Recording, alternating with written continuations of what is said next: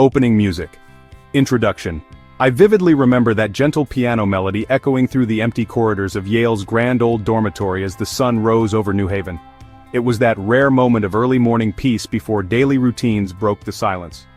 To this day, every keystroke recalls the anticipation and purpose that shaped my life. If only I had known what would unfold here, how those notes would fade into an unspeakable darkness, and how my story would reshape the definition of tragedy for so many. I am Annie Lee, a first-generation Vietnamese American and the child of dreamers who crossed oceans chasing a different life. My days were filled with laughter, chemistry textbooks, and the subtle humility of someone raised to keep their head down and their heart big. I worked relentlessly, shoulders squared beneath the weight of my family's hopes and my own burning ambitions. I would become a scientist, a healer, someone who could unlock answers to the microscopic questions that plagued humanity. But sometimes fate makes a mockery of our best-laid plans. This is not the story I thought I'd share with the world. Instead, I am here to walk you through those haunting, hallowed halls of academia, to weave together the brief symphony of my life and the thunderous silence that followed its end. On what should have been a day I walked the aisle in white, my name was spoken in reverent, devastated whispers. Friends, family, and strangers clung to candles, their secrets, and each other. The music that once filled our campus became a requiem not just for me, but for every soul who ever trusted the walls of an American institution. Join me for a moment in holding on to those earliest notes, letting the music suspend us above what was lost. Let's breathe in the hope and promise that once shimmered in each sunrise over New Haven. Soon we'll turn back time to 2009, a year, a place, a mystery, and together try to understand how dreams can shatter and yet somehow echo forever. Yale University, the pride of American academia. Standing in the heart of New Haven, Connecticut, Yale University is more than a campus with old stone buildings and sweeping green quads. It is a living monument to centuries of ambition, discovery, and social transformation. To walk its grounds is to step into American history, each courtyard whispering the breakthroughs of Nobel laureates, the courage of world leaders, and the quiet resolve of everyday students who carry the weight of big dreams. Founded in 1701, Yale is one of the 8 legendary Ivy League institutions. These schools are synonymous with elite education, fierce academic competition, and a tradition of excellence that stretches well beyond the classroom walls. Yale's reputation was built not just on textbooks and test scores, but on pushing generations of thinkers to dig deeper into themselves and the world around them. The faculty reads like a greatest hits list of the world's intellectual giants. Fields medalists, Pulitzer Prize winners, pioneering scientists, and writers whose words reshape how we see the world. Presidents have called Yale home. Think William Howard Taft, George H.W. Bush, George W. Bush, and Bill Clinton. Influencers in every field walk these paths, from Supreme Court justices to artists who spark revolutions of their own. But for me, and for any student who's ever caught their breath looking up at Harkness Tower, or marveled at the stained glass in Sterling Library, Yale represents a promise. It's the pledge that no matter how unlikely your beginnings, if you work hard enough and dream bravely enough, you can stand shoulder to shoulder with history. Students pour into New Haven from every corner of the globe, inspired by a culture that values curiosity, collaboration, and pushing boundaries. Yet amid all its greatness, Yale is still a campus. Its sudden storms, sleepless nights, laughter spilling out of late-night study sessions, and anxious glances at your phone between lectures. It's the odd mix of feeling both utterly overwhelmed and completely at home.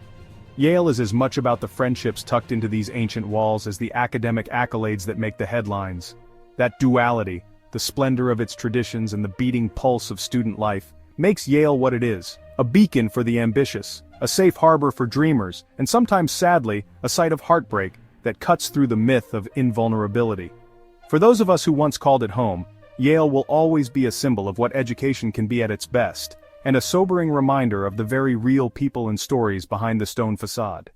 Annie, the ambitious and gifted young woman. My journey began far from the cobblestone walkways and Gothic spires of the East Coast, rooted instead in the heartbeat of San Jose, California, surrounded by the gentle murmur of Vietnamese spoken at home and the hopeful laughter of immigrant parents. My name is Annie Lee. I'm the daughter of dreamers, a first-generation Vietnamese American whose life was carved by the sacrifices and love of those who came before me. School was more than just a place to learn. For me, it was a proving ground. From elementary through high school, I stood out not just for academic prowess, but for a boundless curiosity and energy that made even the most daunting tasks seem like adventures. My teachers would say, "Annie's the kind of student who redefines optimism. Her light fills up the whole room." I never saw myself as extraordinary though. For me, the accolades, the valedictorian speeches and the scholarships were tokens of gratitude for my parents' unspoken hopes. Every straight-A report card felt like one more anchor securing a future they never dared dream for themselves. But even as I was winning science fairs and burning the midnight oil to complete lab reports, I was still the girl who held her family close. Sunday dinners were sacred, laden with steaming bowls of pho and the shared pride of generations. In those moments, I saw how education could be a bridge, a way for me to honor my roots while stepping boldly into a world my parents had only glimpsed as a possibility. I chased after knowledge with a single-minded focus. Humble, but relentless, I craved challenge. Biology, chemistry, the mysteries locked in the double helix of DNA. The dream was always to heal, to contribute something lasting, to find cures for diseases that haunted humanity. I set my sights high, not out of arrogance, but because nothing seemed impossible when you carried a family's legacy and a heart open to wonder. My undergraduate years felt like a whirlwind of discovery and growth. I found my people among the diverse, vibrant community of future scientists and thinkers, each of us striving, a little uncertain but unwilling to back down from the mountains ahead. No one wore their ambition on their sleeve more than I did, but my friends saw beyond the intensity. They saw the humor, the compassion, and the very normal anxieties of a young woman coming of age in a place that makes big dreams feel real. Even at the Ivy League, where the brightest minds from across the globe gathered, I never forgot where I came from. My Vietnamese heritage wasn't just a cultural footnote, it was a source of resilience. Sometimes I'd find quiet moments in the university's manicured gardens, letting the wind carry me back to my childhood home, reminding myself that every late-night study session, every setback, every leap forward, was for more than just me. It was for all of us. Balancing the weight of two worlds wasn't easy, but it was beautiful. I gave my all to every research project, every campus initiative, every friend in need. I found joy in pushing myself to the edge, discovering not just how much I could achieve, but how much love and gratitude my heart could hold.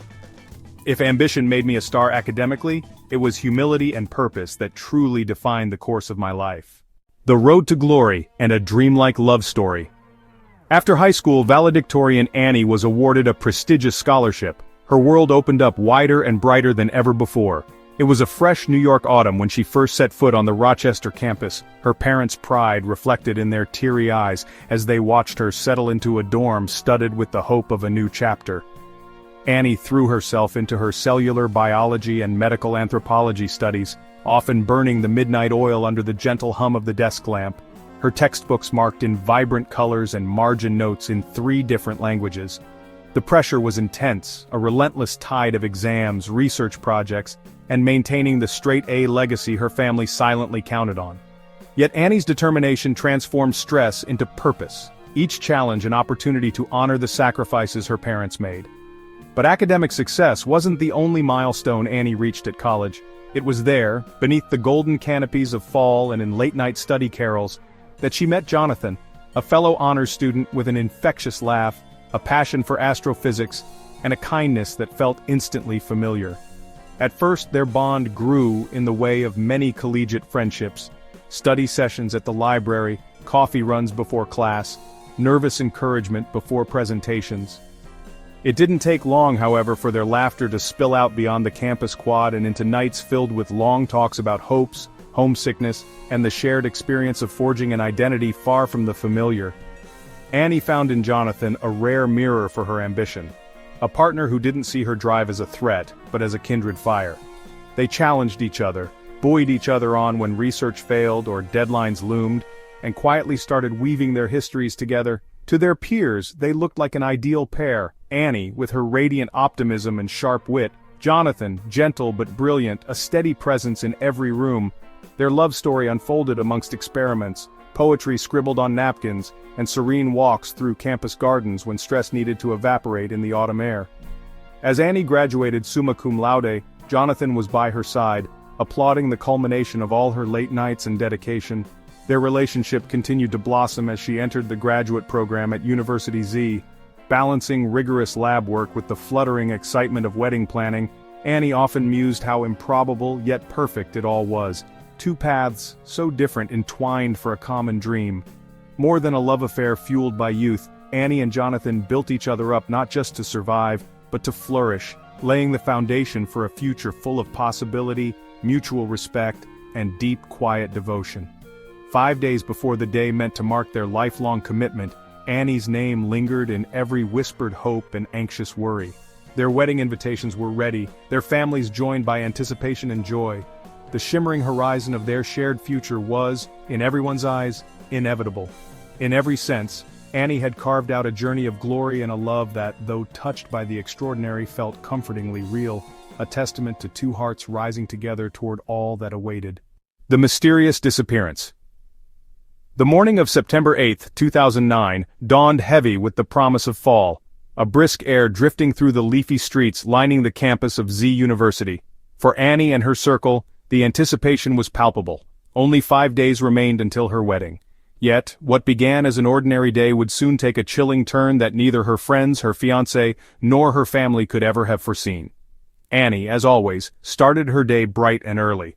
She was scheduled to lead an experiment in the university's labyrinthine research labs, located in the basement of the Animal Studies building, a facility notorious for its maze-like corridors, chilled silence, and faint chemical tang lingering in the air.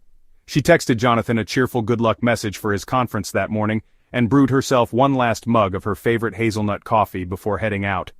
By mid-morning, Annie had swiped into her lab using her ID badge, her presence confirmed by surveillance footage at 10:11 a.m.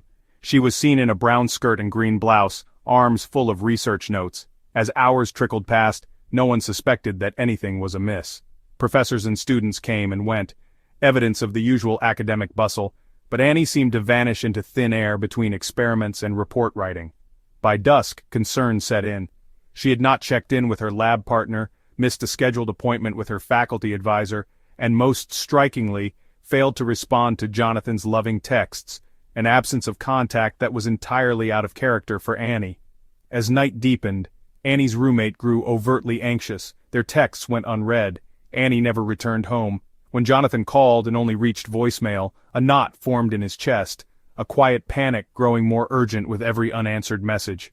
He reached out to Annie's friends, triggering a frantic round of calls, texts, and finally a late-night notification to the university security team. Driven by both intuition and desperation, Jonathan reported Annie missing to the New Haven police before midnight, unable to accept any benign explanation for her absence. The search for Annie began immediately, but circumstantial details only sharpened the sense of dread. Her phone and wallet were found neatly on her desk, her bag untouched. The security footage showed her entering the basement lab but never leaving. The last record was the alarm for a fire drill around lunchtime. A drill that led everyone out, but not Annie. The entire campus, so familiar by day, now felt haunted, every hallway carrying the echo of her laughter and every shadow threatening to swallow hope.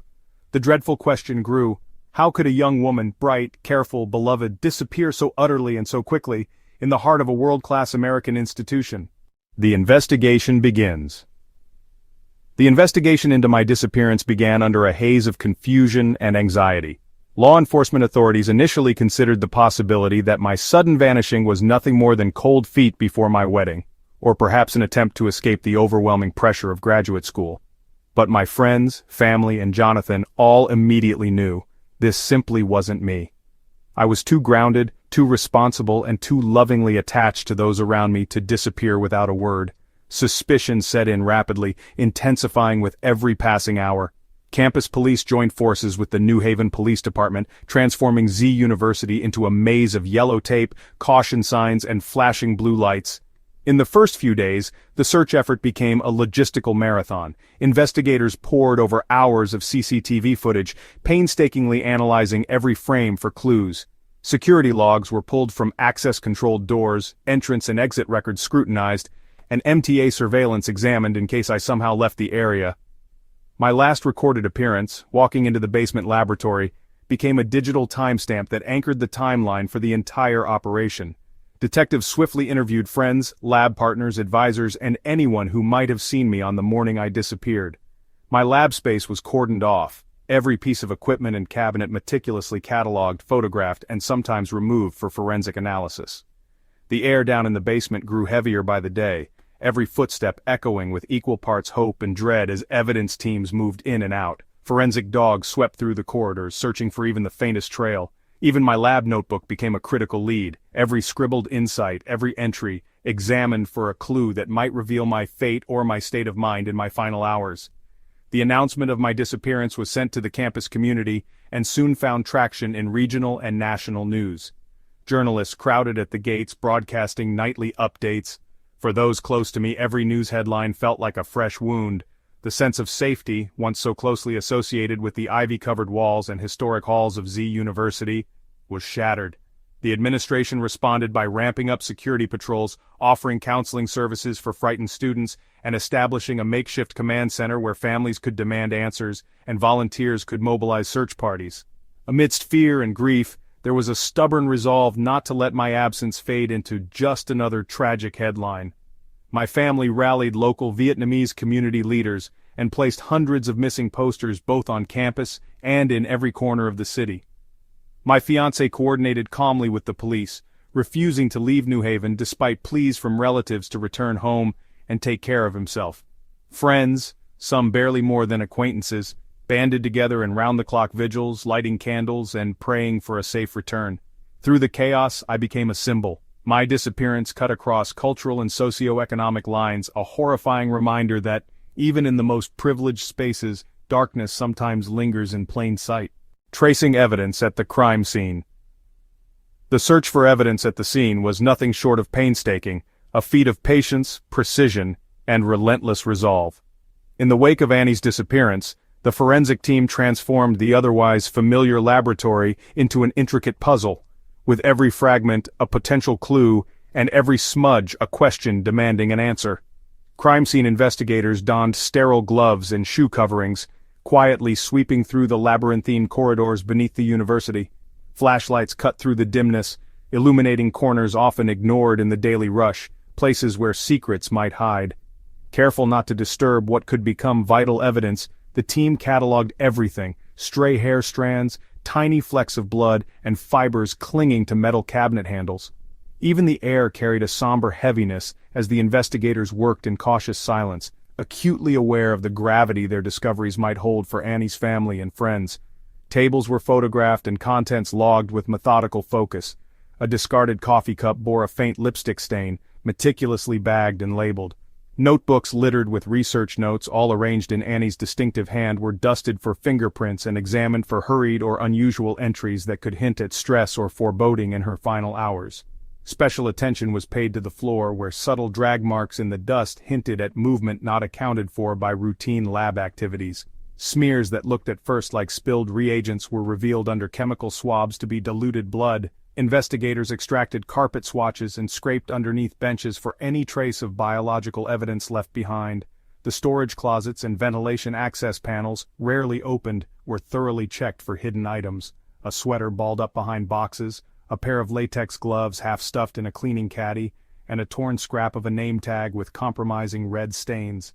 As the hours dragged on, experts in trace evidence worked side by side with detectives, exchanging fragments of hope and updates that grew grimmer by the minute. Digital records from security access doors were analyzed for unusual patterns. Dogs trained in scent detection were brought in, their handlers whispering encouragement as the dogs sniffed intently at lockers and floor drains, pausing with heightened attention at a locked utility room in the far end of the basement corridor. Each discovery sharpened the tension on campus and in the surrounding community. The chilling reality that the answer might be somewhere close, hiding in plain sight, was a weight shared by every investigator. The forensic search was unyielding, as the team refused to allow even the slightest detail to escape notice, knowing that some small, overlooked item could be the key to solving the mystery of Annie's disappearance and providing her loved ones with answers. National shock and discovery of a corpse. The discovery of Annie's body shattered the campus and reverberated across the entire country with a shockwave of grief and disbelief.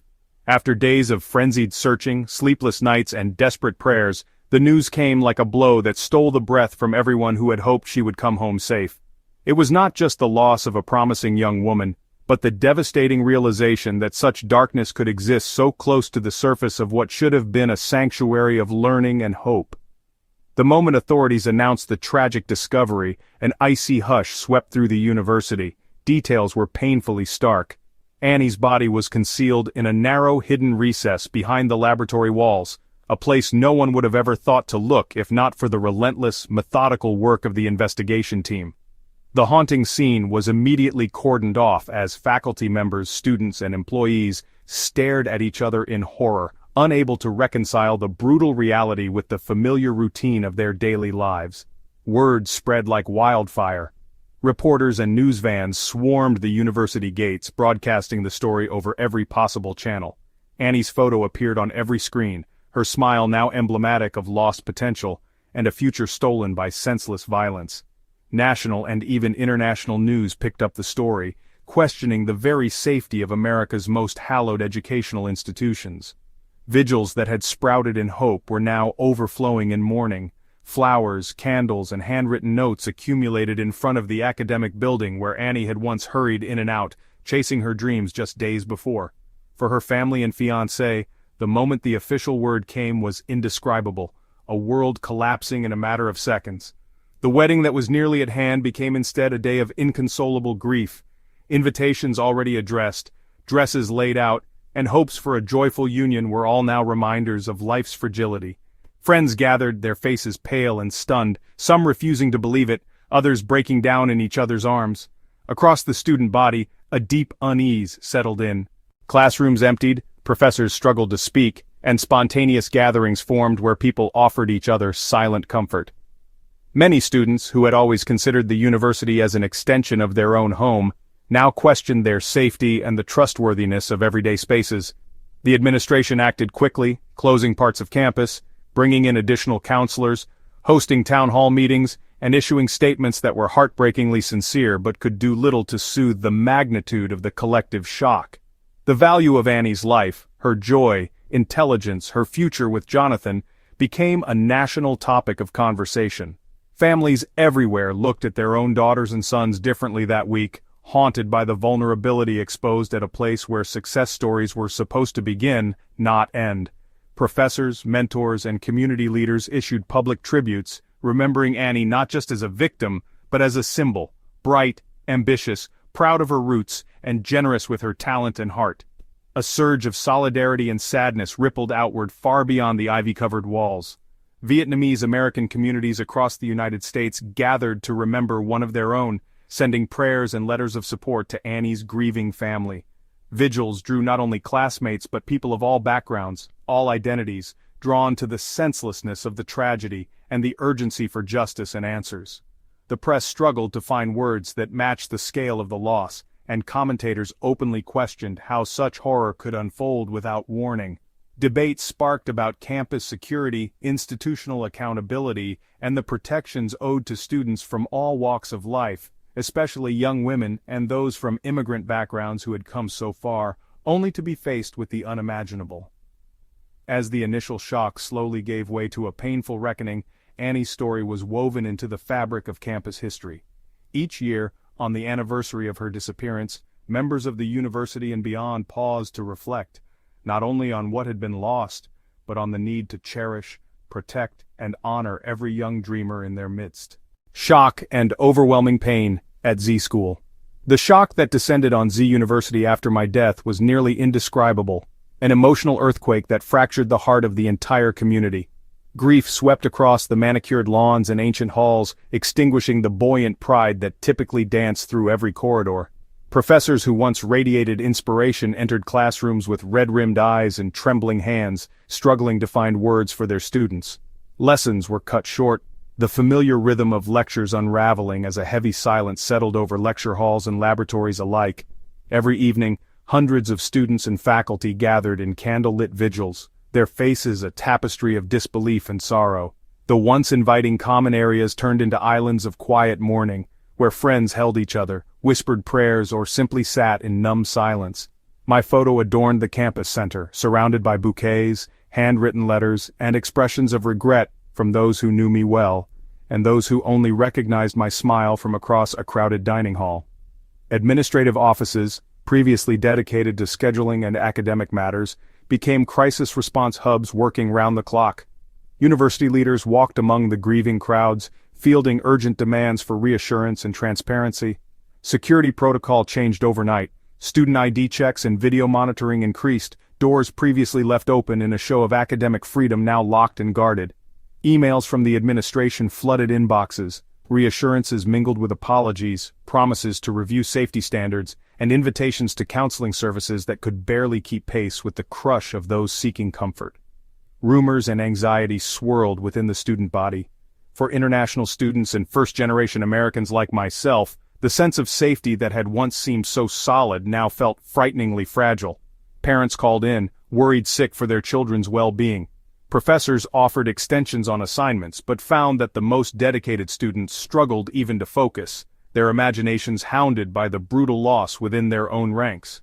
Yet, amid the devastation, something quietly beautiful persisted. Deep, human solidarity. Diverse groups, sororities, cultural associations, research teams, banded together to support one another, sharing stories about my kindness, determination, and the small ways I had brightened their days. My Vietnamese heritage, which once felt tucked away in the rush of campus life, suddenly bloomed into prideful celebration as local communities reached out with food, music, and unending empathy, folding my family into a larger embrace. Professors, classmates, even university executives mourned not just a student, but the promise of a world made better, a reminder that the pursuit of knowledge and dreams carries weight, risk, and an unbreakable human bond. In the weeks that followed, grief wove itself into the daily routine. People hesitated when entering the lab building, glancing over their shoulders, tracing the paths I had once taken. The shadow of tragedy, alongside the memories of laughter and achievement, became etched into the soul of Z University, transformed forever by a loss that no one could have foreseen but that everyone now bore together. Hunting the perpetrator. The hunt for Annie's murderer gripped Z University and the entire country, setting in motion a relentless campaign driven by equal parts fear, hope, and the unwavering demand for justice. In the immediate aftermath of her body's discovery, every clue, every strange face, and every inch of the university was scrutinized with an intensity few had ever witnessed. Law enforcement, no longer shackled by the uncertainty of a missing person, shifted swiftly into a full-scale homicide investigation, combining the efforts of local police, campus security, the FBI, and a growing team of forensic experts. From the outset, investigators worked around the clock. The laboratory basement that had once symbolized intellect and progress now transformed into the epicenter of a chilling criminal manhunt. Every person with access to that area was methodically identified and interrogated. Faculty, graduate students, janitorial staff, maintenance workers, and most notably, the group of technical employees who had reason to be there outside normal hours. Security footage from every available camera angle was reviewed again and again, searching not only for inconsistencies in comings and goings, but for nervous glances, hurried steps, or anyone seeming out of place on the day of Annie's disappearance. Fingerprints, shoe prints, and stray fibers found at the scene were painstakingly cataloged and compared against hundreds of samples from the campus community. Digital forensics teams scoured ID card logs and email records, mapping out minute-by-minute movements. Even minor anomalies, a forgotten keycard swipe, a missing lab coat, a text sent at an unusual time, took on immense significance. In parallel, psychological profilers were brought in, analyzing interviews and behaviors to construct a composite of someone capable of blending in, yet hiding a monstrous secret. Suspicion grew to a fever pitch. Rumors swept through campus like wildfire, naming faculty, staff, or even Annie's fiancé as possible suspects. Students eyed each other warily. For days it felt as though Z University had turned inward, every friendship shadowed by a question mark, every authority figure examined for hidden motives. The weight of fear, and the desperate yearning for closure, pressed on every member of the university and the surrounding city. Meanwhile, the police laid out a meticulous hierarchy of suspects. 3 individuals quickly emerged as the focus of the inquiry. A veteran lab technician whose familiarity with the facility made him both invaluable and potentially dangerous. A night shift security guard who knew the building's patterns better than anyone. And, heartbreakingly, Annie's own fiancé, whose anguish and constant questioning made authorities question if grief could mask guilt. Each was questioned extensively, timelines reconstructed, alibis examined, personal histories laid bare. During this period, the pressure from the media and public became almost unbearable. With every new report, Annie's case moved further into public consciousness, heightening the stakes for investigators. Critics scrutinized every police move, while armchair detectives on social media dissected every rumor, theory, and leaked piece of information. Some saw bias in the direction of the investigation, while others warned that public hysteria could lead to dangerous missteps or scapegoating. What ultimately shifted the momentum were the advances made in forensic science. DNA evidence, meticulously collected from the crime scene, was cross-referenced against every suspect, narrowing down the field as the days ticked by. Microtraces of blood, barely visible to the naked eye, matched samples taken from one technician's personal effects. Surveillance footage, enhanced by digital forensics, revealed subtle inconsistencies in this technician's movements. Minute delays after everyone else had left, a furtive glance at the security cameras, and, most compellingly, the technician's illogical presence in a location he should not have needed to enter. Amid mounting pressure and irrefutable scientific evidence, law enforcement moved quickly to arrest the lab technician. His composed facade finally cracked as a mountain of digital records, trace evidence, and testimony closed in around him. In a tense, closely watched press conference, authorities announced the arrest, laying out the overwhelming stack of facts that tied him to Annie's murder. The news rippled through campus and the nation, relief that the perpetrator had been found mixed with an even deeper heartache that safety could be so easily breached by someone in their midst. Throughout the community, the revelation sent shockwaves. This was no shadowy intruder or stranger, it was a trusted colleague, someone seen daily, someone who had walked the same corridors and shared the smallest routines with Annie and so many others. The breach of that everyday trust was almost as devastating as the original violence. Parents demanded answers and stronger protections, while students struggled to process a new, more complex fear, not of faceless threats, but of the unremarkable people encountered every day. The administration pledged a full review of hiring and security policies, and the scope of the investigation continued as authorities sought to understand whether the tragedy was the product of a single, warped mind, or a symptom of deeper institutional vulnerabilities. For Annie's loved ones, there was little comfort in the swift resolution. Justice would follow its course, but their loss, made more acute by the betrayal of someone they had trusted, could never be mended. The search for the killer had ended, but the ripples of his crime would linger in memory, vigilance, and sorrow across the entire landscape of Z University and beyond. The trial, confession, and unresolved questions. The courtroom was thick with a silence punctuated only by the soft shuffle of papers and the quiet sobs of loved ones clustered on the wooden benches. As the trial began, every seat was filled, not just by Annie's devastated family and friends, but also by faculty, students, and strangers from the community, all drawn by the gravity of the case. Media cameras waited outside, hungry for images that might bring answers to a nation still reeling from loss. At the center stood the accused, Raymond, his demeanor subdued, his eyes betraying little. No one in the room could truly comprehend the motives behind his actions, not from the stoic posture he presented, nor the brief but chilling facts laid bare by the prosecution. The state's attorneys methodically reconstructed every step leading up to the crime, presenting digital evidence, forensic testimony, and timelines as the foundation of their case, while the defense offered only minimal counterpoints, unable to conjure a plausible justification for such violence. Witness after witness took the stand. Lab colleagues, security officers, first responders, and the forensic experts who pieced together the puzzle no one wanted to solve. Each word echoed the heartbreak and disbelief still clinging to the university's halls. Jonathan, Annie's fiancé, gave a statement so raw and vulnerable that even the most hardened court officials fell silent, his pain rippling across the room and making palpable the lifelong scars left by a single act of cruelty. But the most arresting moment came in the final days of the trial, as Raymond unexpectedly rose to address the court. He faltered with his apology, choked out between sobs and half-formed words, his voice small and trembling. He offered no clear motive, leaving behind a tormenting mystery that haunted the court, the family, and the world beyond the courthouse walls. His statement, "I am sorry, I cannot undo what I have done. I do not ask for forgiveness, only that you know my regret is real," hung in the air, unsatisfying but undeniably sincere in its desperation.